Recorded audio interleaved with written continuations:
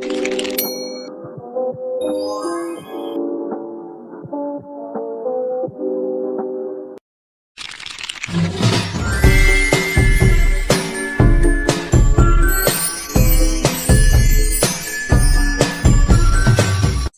warahmatullahi wabarakatuh. Perkenalkan, nama saya Nia Kurnia, NIM saya 2311231. Saya dari kelas PAI 6G. Di sini saya akan membuat video untuk memenuhi tugas mata kuliah pengembangan sejarah kebudayaan Islam yang diampu oleh Ibu Siti Hapso. Baiklah, di sini saya akan menjelaskan tentang keadaan masyarakat Arab sebelum datangnya Islam. Keadaan masyarakat Arab sebelum datangnya Islam itu dinamakan dengan masa jahiliyah. Masa jahiliyah. Kata jahiliyah itu berarti masa kebodohan, bukan berarti karena masyarakat Arab itu tidak pintar, namun karena masyarakat Arab itu belum mengenal ajaran agama dengan benar, terutama itu ajaran tauhid. Apa sih itu ajaran tauhid?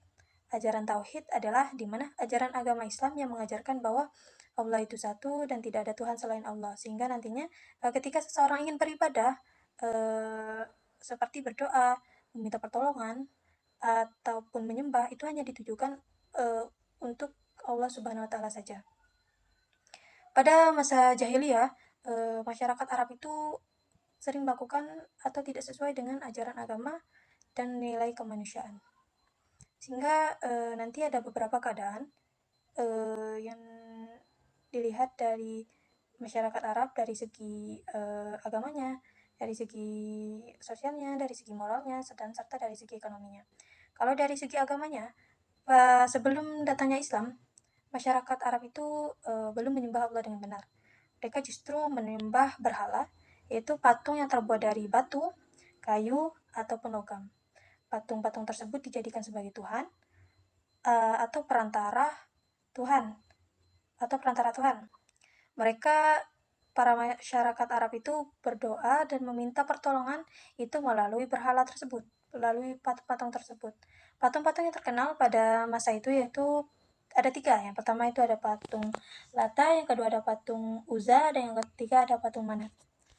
Patung-patung tersebut diletakkan di sekitar Mekah Ka'bah dan lalu dijadikan sebagai tempat ibadah oleh masyarakat Arab. Namun juga ada sebagian kecil masyarakat yang masih menyembah Allah dan tetap mengikuti ajaran Nabi Ibrahim, yaitu menyembah Allah yang Maha Esa. Mereka ini disebut sebagai kaum Hanif. Selanjutnya itu melalui segi keadaan sosialnya ya. Melalui keadaan sosialnya itu pada masa itu masyarakat Arab itu hidup dalam kelompok atau juga disebut sebagai suku atau kabilah. Mereka itu sangat setia dan membela sukunya masing-masing, sehingga hal ini menyebabkan bahwa mereka itu beranggapan suku mereka lah paling benar dan paling kuat. Dan nantinya ini juga akan menyebabkan pertikaian dalam masyarakat, seperti yang pertama itu perperangan antar suku, yang kedua balas dendam yang berkepanjangan, selanjutnya itu ada pertikaian yang diwariskan generasi ke generasi. Sehingga hal ini itu dapat menyebabkan bahwa pemerintahan di Arab itu lemah karena dibagi bersuku tadi, karena mereka juga hanya memikirkan kepentingan sendiri. Selanjutnya itu ada keadaan moralnya. Kalau keadaan moralnya itu pada masa jahiliyah tersebut, masyarakat Arab ini terbilang cukup sering melakukan kebiasaan buruk karena mereka tidak diajarkan atau tidak menanamkan ajaran agama dalam kehidupan mereka. Kebiasaan buruk tersebut yang sering dilakukan, yang pertama, masyarakat Arab ini sering minum khamar atau mabuk-mabukan. Selanjutnya, mereka sering melakukan perjudian yang merugikan orang lain. Yang selanjutnya lagi, mereka juga sering menjarah atau merampok harta orang lain. Dan yang terakhir, yang paling kejam, yaitu mereka mengubur bayi perempuan dengan hidup-hidup. Kenapa mereka mengubur bayi perempuan dengan hidup-hidup? Karena mereka beranggapan bahwa bayi perempuan itu adalah aib, sehingga hal ini kita bisa menilai bahwa pada masa itu kedudukan wanita itu sangat rendah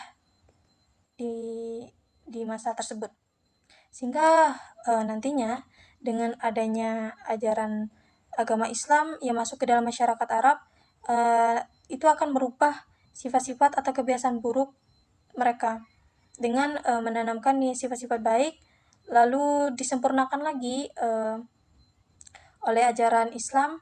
Selanjutnya itu keadaan ekonominya. Keadaan ekonomi pada masa tersebut, masyarakat Arab ini sering bekerja sebagai pedagang, peternak hewan, dan juga pengembala kambing dan unta. Pada saat itu kota Mekah itu dijadikan sebagai pusat perdagangan yang sangat besar, sehingga pedagang-pedagang dari negara lain juga ikut berdagang di sekitar kota Mekah tadi. Adapun barang dagangan yang sering mereka jual yaitu ada kain, rempah-rempah, makanan dan juga perhiasan.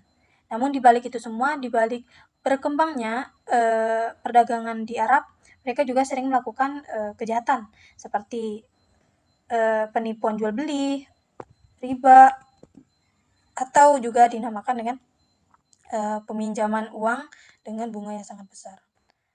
Mungkin hanya itu yang dapat saya sampaikan. Jika ada salah kata, saya mohon maaf. Kepada Allah, saya mohon ampun. Saya akhiri. Wassalamualaikum warahmatullahi wabarakatuh.